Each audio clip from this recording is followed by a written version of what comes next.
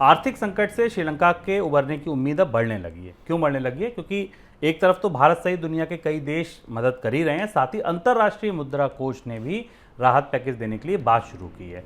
बुधवार को श्रीलंका के राष्ट्रपति ने आईएमएफ की टीम के साथ मुलाकात की है। श्रीलंका अपने लिए आईएमएफ से करीब $5 अरब के राहत पैकेज की मांग कर रहा है।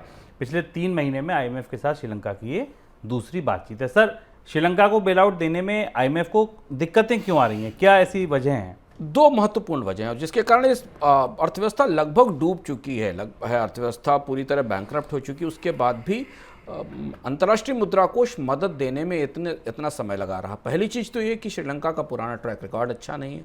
श्रीलंका ने इससे पहले भी आईएमएफ की से लोन लिए, मदद ली, पर उन शर्तों को, उन सुधारों को लागू नहीं किया। इसके कारण अंतर्राष्ट्रीय वित्तीय एजेंसी की निगाह में श्रीलंका की साख कमज़ोर है। और दूसरा जो सबसे महत्वपूर्ण बात यह है कि श्रीलंका का जो ग्रॉस डोमेस्टिक डेट है, जो डेट टू जीडीपी रेशियो 114% है। जीडीपी का 114% है।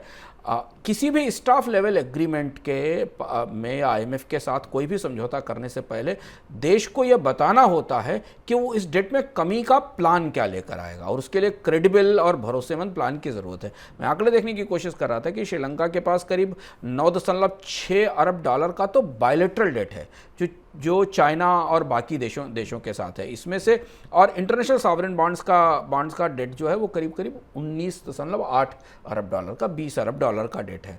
जापान और चाइना सबसे बड़े लेंडर हैं चीन के लिए बायलैटरल डेट के मामले में। 3.5 बिलियन के आसपास का सबसे बड़ा हिस्सा चीन के डेट का है श्रीलंका के डेट प्रोफाइल में। श्रीलंका की सरकार आईएमएफ को दोनों तरीके के कर्ज के लिए, बायलैटरल डेट के लिए और सॉवरेन डेट के लिए, कम करने के कार्यक्रम से संतुष्ट नहीं कर पा रही है, एक चीज़।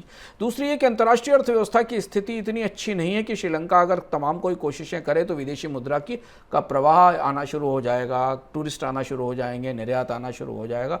तो श्रीलंका को किसी भी तरीके का आईएमएफ बेल आउट मिलने में चीन की भूमिका सबसे महत्वपूर्ण होगी। यदि चीन श्रीलंका को दिया गया कर्ज रिस्ट्रक्चर करने को तैयार हो जाता है, टालने को तैयार हो जाता है, या उसमें राहत देने को तैयार हो जाता है, तो श्रीलंका के लिए आईएमएफ का बेल आउट पाने की राह थोड़ी आसान हो जाएगी।